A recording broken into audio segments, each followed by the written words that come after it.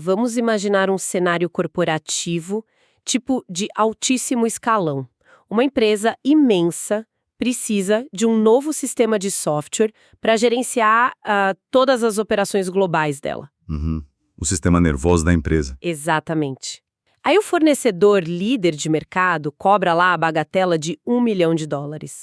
Só que, de repente, surge um concorrente oferecendo um sistema incrivelmente robusto, afirmando ter até mais benefícios, qualidade superior, por, pasmem, apenas US$ 100 mil.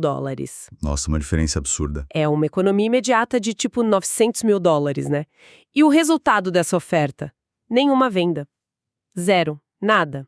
Hoje, a nossa missão nessa exploração é entender por que cobrar menos pode ser a maneira mais rápida de destruir um negócio excelente. Eu estou super empolgada para entrar nessas anotações sobre o tamanho do mercado. Eu também tô. E essa é, de fato, a grande quebra de paradigma do material que a gente está analisando hoje, sabe? Temos aqui um conjunto de notas que desmonta completamente, e eu digo completamente mesmo, aquela velha noção de que a precificação é só um exercício de matemática básica. Aquela coisa que a gente aprende na escola, né? Custo mais margem de lucro. Exato, exato. O que os dados e os estudos de caso nos mostram é que definir um preço é, na real, operar um jogo profundo e muitas vezes bem obscuro de percepção psicológica.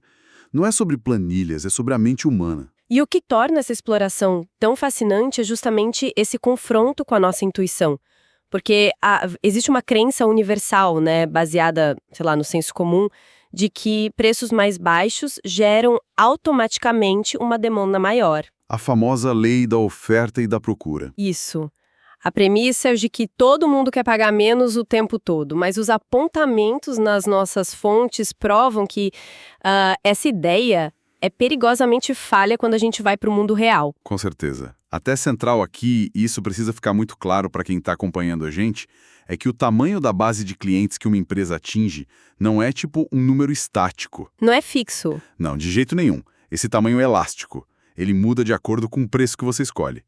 E a grande ironia à parte que explode a cabeça de muito empreendedor é que ao abaixar o preço para tentar expandir essa base ao máximo, a empresa pode acabar reduzindo a demanda dela a quase zero. Uau! Então o mercado para um produto excelente pode simplesmente desaparecer se ele for muito barato? Sim, desaparecer. O mercado some. É muito louco pensar nisso. Certo, vamos desvendar isso, porque é um paradoxo incrível, né? E para a gente começar a visualizar como isso funciona, a gente precisa tirar um pouco a teoria da sala de aula e colocar no corredor de um shopping center. Boa, exemplo do varejo. Isso. As fontes usam um exemplo brilhante envolvendo sapatos. Então, vamos visualizar a prateleira de uma loja de departamentos qualquer. De um lado, a gente tem vários pares de calçados ali custando $50, e bem no meio deles, um par muito semelhante por apenas $10. Ali, perdidão no meio dos outros. Exato. O nosso instinto deveria ser agarrar esse sapato de $10, dar pulos de alegria pela economia e ir para casa feliz da vida. Mas, instintivamente, a gente foge desse produto. Porque a nossa mente age de forma tão irracional, sabe? Se o objetivo principal de quem está comprando é poupar dinheiro, por que a gente não compra mais barato? A resposta curta é que essa irracionalidade é, na verdade, um mecanismo de defesa muito eficiente do nosso cérebro. Sério? Mecanismo de defesa? Como assim? O que está acontecendo ali é o uso do preço como um filtro heurístico. É um atalho mental, sabe? Pensa bem, a gente vive num mundo com uma carga de informações que é gigantesca. Quando alguém está no shopping, a pessoa não tem tempo, não tem energia ou até mesmo conhecimento técnico para ficar analisando a costura do sapato. É verdade. Ninguém vai virar o sapato para analisar a densidade da borracha da sola. Pois é. Ou a qualidade do couro, né? Então o cérebro faz o quê? Ele terceiriza essa análise para o preço. Ah, entendi. Então o preço se torna, tipo, o laudo técnico do produto, né? Ele entrega uma resposta pronta. Exatamente. Ele carrega uma mensagem instantânea. O que é fascinante aqui é que no momento em que o olhar cruza aquela etiqueta de $10 ali do lado das etiquetas de 50, a mente não processa a palavra oportunidade. Ela acende um farol vermelho gigantesco e questiona, tipo, o que é que tem de errado com esse sapato? Ah, claro, a gente já assume que o material é ruim, que vai machucar o pé. Ou que é falsificado, que tem algum defeito oculto. Então, precificar incorretamente para baixo é um problema gravíssimo de subvalorização. Não atrai a demanda, muito pelo contrário, ativa uma desconfiança quase que paranoica de quem está comprando. Nossa, a gente transforma o preço baixo em um sinal de perigo. Isso é um comportamento fascinante no varejo diário, né? Mas é aí que eu preciso levantar uma objeção fundamental aqui. Manda. Porque, é muito fácil a gente aceitar que nós somos vítimas de atalhos mentais quando a gente tá exausto no shopping, comprando roupas no fim de semana. Nós somos, de certa forma, amadores no varejo. Consumidores comuns. Exato. Mas e quando a gente eleva o nível? E quando o comprador não é um consumidor comum, mas sim um diretor financeiro de uma multinacional, sei lá, um cara com MBA treinado e pago especificamente para ser ultra racional e cortar custos da empresa? O famoso CFO. Isso. A lógica econômica tradicional grita que esse executivo, mais do que qualquer pessoa no mundo, vai escolher a opção mais barata se a qualidade técnica for a mesma. Isso é o que a teoria econômica pura diria, com certeza. Mas a realidade corporativa, ela opera sob uma dinâmica psicológica que é ainda mais complexa. E isso nos leva de volta àquele cenário que você descreveu no começo, do software de $100 mil. Sim, o tal do erro de quase $1 milhão. Esse mesmo. Para entender o colapso dessa venda, a gente precisa dimensionar o que é um software corporativo. Porque não estamos falando de um simples programa para fazer planilhas ou editar textos, sabe? Claro, é uma infraestrutura gigantesca. Sim, estamos falando do sistema nervoso central de organizações colossais. O material cita exemplos como o Walmart ou a Home Depot. E vale a pena a gente detalhar isso, porque são sistemas que gerenciam a logística de milhares de caminhões cruzando o país, o estoque de centenas de armazéns. A folha de pagamento de, milhões de funcionários globais. Exatamente, além de todos aqueles dados financeiros confidenciais que, no fim das contas, movimentam a economia do mundo todo. Imagina se um sistema desses trava por, 2 horinhas no meio do Black Friday. É um desastre absoluto. E é tendo toda essa magnitude em mente que a gente precisa voltar para o executivo, o diretor financeiro. Imagina a cena, a sala de reuniões.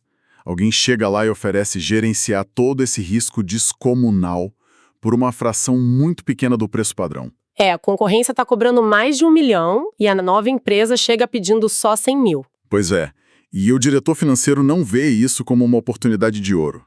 Ele vê uma catástrofe iminente. A disparidade de preços destruiu completamente a credibilidade daquele produto antes mesmo dele ter a chance de ser instalado. Que a reação instintiva é rejeitar, em vez de pelo menos testar. Porque, vamos pensar, se o software afirma fazer mais e melhor e a economia é de $900 mil, não justificaria pelo menos, rodar um teste piloto? É muito dinheiro sobrando na mesa. Faz sentido a sua pergunta, mas a resposta está na assimetria de risco. O que a gente pode chamar aqui de taxa de segurança corporativa. O executivo está tomando uma decisão que pode custar não apenas o dinheiro da empresa, mas o próprio emprego dele. A carreira dele está em jogo. Nossa, verdade, o fator humano pesa muito. Pesa demais. O medo de ser demitido por negligência supera esmagadoramente o desejo de ser promovido por ter economizado. Funciona se o diretor contrata a solução de $1 milhão, que é a opção tradicional, a marca famosa, e o sistema falha, a culpa é vista como uma fatalidade. O mercado inteiro usa, falhou, paciência. Me lembra aquela frase super famosa, acho que é dos anos 80, né?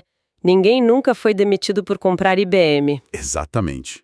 A essência é essa. Ninguém é demitido por comprar a marca líder de mercado, mesmo que ela seja a mais cara. Agora, inverte o cenário. Tá. Se o executivo decide bancar o herói, contrata o sistema mais barato de $100 mil para dar uma economizada, e esse sistema sofre um apagão que paralisa a operação da Home Depot inteira, de quem é a culpa? A culpa não vai ser do software, vai ser do cara que comprou, né? Totalmente. A culpa recai inteiramente sobre o executivo, que, na visão do conselho, foi extremamente negligente ao escolher uma solução barata demais para um problema sério. Então, a subvalorização do produto atrela a ele uma percepção de risco que é tão alta, mas tão alta, que se torna fatal para o negócio. Se conectarmos isso com um cenário maior, a gente entende que o mercado para um software corporativo de alto nível, custando 100 mil dólares, simplesmente não existe. Não tem comprador. O tamanho desse mercado é zero. E é zero porque o preço barato desqualifica a solução logo de cara. É o que eu chamaria de paradoxo do preço-confiança. Porque a empresa de software novata lá, ela deve ter acreditado que o preço era só uma barreira financeira para o cliente, sabe? Um obstáculo. Mas, na verdade, o preço é a principal ferramenta de marketing e credibilidade deles. Sem dúvida nenhuma. Levado a sério em uma mesa de negociação de adultos. Isso, nossa, explode completamente aquela visão puramente matemática que a gente tem da precificação. E demonstra de forma muito prática e cruel até, como o tamanho do mercado é moldado pelas etiquetas que a gente cria, né? Mas a nossa jornada não termina por aqui não. Porque a mente humana tem essa tendência natural, quase instintiva, de tentar encontrar soluções fáceis para problemas que são muito complexos. Ah, com certeza. O famoso atalho. Pois é. Então, se cobrar barato demais, destrói a confiança. E cobrar o valor mais alto do mercado limita a base de compradores só para aquelas empresas gigantescas com orçamentos infinitos. Qual é a conclusão que a maioria dos empreendedores tira? Ah, buscar o abrigo do meio termo, óbvio. Exatamente. A zona de conforto. A clássica tentativa de ficar em cima do muro. A lógica de que um preço intermediário ofereceria ali o melhor dos dois mundos, né? Uma qualidade respeitável por um custo mais acessível. Parece perfeito na teoria. Parece, mas as fontes trazem um alerta muito severo sobre isso. O texto apresenta o que eles chamam de o perigoso conceito da zona morta. O que exatamente acontece quando uma empresa tenta se esconder nesse meio termo? A zona morta ela é basicamente o lugar para onde os produtos promissores vão para desaparecer. A estratégia do meio termo, ela parece super segura quando você está olhando só para uma planilha de Excel. Sim, os números fecham. Fecham direitinho. Mas, na percepção humana da coisa, ela projeta pura mediocridade.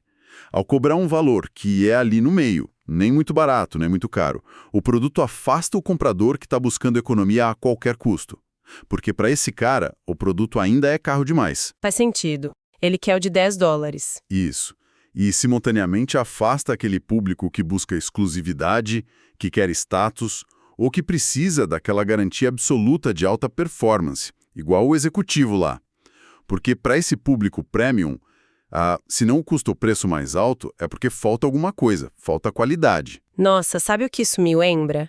É possível traçar um paralelo perfeito com uma entrevista de emprego de alto nível, ou até mesmo com dinâmicas de relacionamentos da vida real. Entrevista de emprego? Como assim? Pensa bem, se uma empresa está contratando um especialista sênior, alguém para resolver um problema de milhões, e aí chega o candidato na entrevista e pede um salário super modesto, intermediário, ele perde na mesma hora aquela aura de genialidade, sabe? Ah, entendi. Fica parecendo que ele não garante o que diz. Exato. Ele não é barato o suficiente para ser considerado, sei lá, um talento júnior super promissor e barato. Mas ele também não é caro o suficiente para ser visto como o gênio salvador que a empresa precisa. Ele se torna apenas genérico. O meio termo sinaliza a ausência de convicção. Uau, essa metáfora da entrevista ilustra a armadilha perfeitamente. Ao tentar agradar a todo mundo, ficando ali na zona morta, o produto ou serviço acaba não sendo atraente o suficiente para nenhum dos dois polos do mercado. Ele fica completamente isolado, num vazio de atenção. Todo mundo ignora. Isso levanta uma questão importante. Talvez a questão prática mais crítica de todo esse material. Porque se os extremos são perigosos, né? Muito caro tem pouca gente, muito barato espanta. E o meio termo, a gente acabou de ver que pode ser uma ilusão letal. Como na prática, uma empresa define um preço sem recorrer a pura e simples adivinhação? Essa é literalmente a pergunta de $1 milhão. Porque a gente já viu que seguir a intuição provou ser um desastre completo. O que o material sugere como um mecanismo prático de fuga dessa zona morta?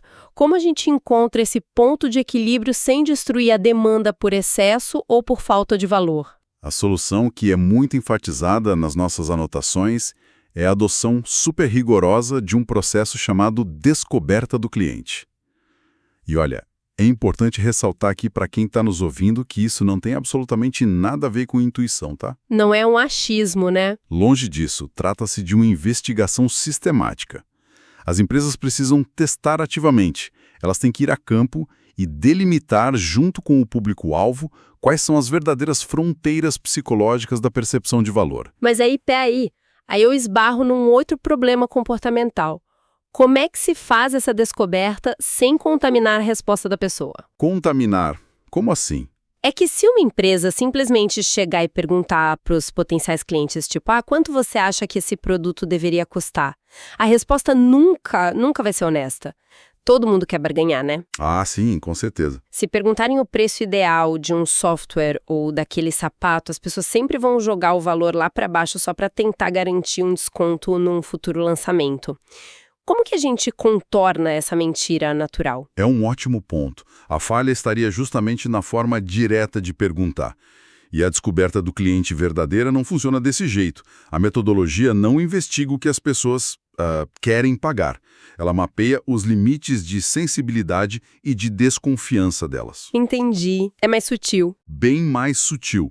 Eles utilizam questionamentos indiretos, bem segmentados, que identificam 4 limiares cruciais na mente do consumidor. Primeiro limiar. A que preço o produto se torna tão barato, mas tão barato, que surge a dúvida imediata sobre a qualidade dele? Esse é o ponto que ativa o problema do sapato de $10. Ah, saquei. É encontrar o piso onde a confiança quebra de vez. Exato. Em seguida, eles identificam o ponto de pechincha, que é aquele momento onde, a que preço o produto parece um negócio fantástico, imperdível, mas ainda confiável. O famoso custo-benefício dos sonhos, né? Isso. O terceiro ponto marca a virada do que a gente chama de luxo. A que preço o produto começa a parecer caro de verdade, exigindo uma reflexão muito maior antes do consumidor abrir a carteira, mas ainda não está totalmente fora de cogitação. Aquele que dói um pouco, mas a pessoa ainda pensa em comprar. De por fim, o quarto ponto é o teto absoluto. A que preço ele se torna negociavelmente caro, a ponto de ser completamente ignorado por quem está ali pesquisando. Gente, é tipo uma topografia mental do consumidor, né? Ao invés de tentar buscar aquele número mágico, adivinhar o preço perfeito, constrói-se um mapa inteiro das percepções de quem compra. Exatamente. E ao cruzar esses limites todos que a gente falou, a empresa entende perfeitamente onde está a zona morta. Aquele intervalo de preços onde a elasticidade da demanda simplesmente desaparece. Com essa descoberta em mãos, fica claro que estimar o tamanho do mercado para diferentes faixas de preço é a única forma de definir um modelo de negócios que seja realmente viável. Faz todo sentido. Se o preço ideal identificado lá na pesquisa for alto demais para o volume de vendas que a empresa precisa atingir, ela tem que voltar para a prancheta. Precisa revisar os custos ou mudar o produto em si. Essa é a bússola que permite prever lucros com precisão, fugindo de vez das suposições. Sabe que é fascinante notar como o título das nossas fontes de hoje, o tamanho do mercado, ele ganha um significado muito mais profundo e complexo agora, né? O tamanho do mercado não é tipo um fenômeno da natureza que a empresa simplesmente vai lá, descobre e aceita. Não, de forma alguma. Ele é construído. O mercado é criado. E ele é dimensionado pelo preço que a gente escolhe. Ao mover a alavanca da precificação ali, não se altera apenas a margem de lucro. Você altera quem entra na sua loja, que tipo de executivo vai atender a sua ligação e acho que o mais importante de tudo que discutimos, qual é a predisposição psicológica dessas pessoas em confiar no que está sendo vendido. A grande síntese de tudo isso é que o preço, ele é muito mais do que a simples tradução de um custo financeiro. O preço, na verdade, é a primeira história que o produto conta para o mundo.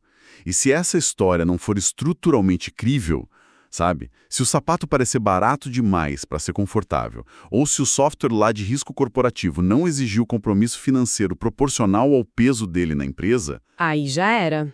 Não haverá lista de benefícios técnicos no mundo que salve a venda. A história desmorona. Nossa, essa análise toda desmonta por completo aquela frieza matemática que a gente costuma associar ao mundo dos negócios corporativos, né? 2 mais 2 só resulta em 4 se a mente humana acreditar que aqueles números têm valor real. Subvalorizar um produto, mesmo que com a intenção mais nobre e genuína do mundo de torná-lo super acessível, pode ser uma atitude fatal. Fatal e irreversível. Sim, muitas vezes mais rápida e mais irreversível do que superfaturar um produto. Simplesmente porque a desconfiança é o veneno mais eficiente que existe para matar qualquer tipo de negociação. Evitar essas armadilhas exige muita coragem. Coragem para abandonar o achismo de verdade e rigor técnico para executar essa descoberta contínua de onde residem os verdadeiros limites de percepção do público. Para mim, essa é a grande distinção entre um lançamento que desaparece em um mês e um produto que domina seu nicho por anos. Para coroar toda essa imersão de hoje, eu proponho um pensamento final aqui, uma reflexão que expande a lógica do nosso paradoxo do preço-confiança e nos convida a observar as engrenagens invisíveis do nosso próprio consumo diário. Gosto disso. Para onde a gente vai agora? Olha só, a gente estabeleceu aqui que a natureza humana confia de forma quase inabalável que um preço alto é o sinônimo definitivo de qualidade, de segurança e de status, certo? Certo. O preço como laudo técnico, como a gente falou. Então, tendo isso em mente, uma pergunta fica no ar para todo mundo que está acompanhando a gente. Quantos produtos chamados de premium que a gente consome rotineiramente, desde aquela garrafa de água mineral incrivelmente sofisticada, Aquelas com design minimalista, né? essas mesmas, passando por cosméticos de grife, até roupas e serviços de alto padrão, quantos deles são, na sua essência absoluta química ou tecnicamente, idênticos aos concorrentes que são muito, muito mais baratos? Nossa, esse é um baita ponto. Será que a gente está pagando só pela etiqueta? Exato. Quantas marcas não estão simplesmente embalando a mesma exata fórmula de um concorrente de prateleira de mercado, mas aplicando um preço que é artificialmente inflado de forma cirúrgica, única e exclusivamente para hackear nossa percepção? Para driblar nosso sistema de alerta. E sim, para comprar nossa lealdade cega através da promessa de status. Se a gente acha que mais caro é melhor, eles só precisam colocar o preço lá no alto para a gente confiar. É o reverso perfeito da moeda que a gente examinou exaustivamente hoje, não é?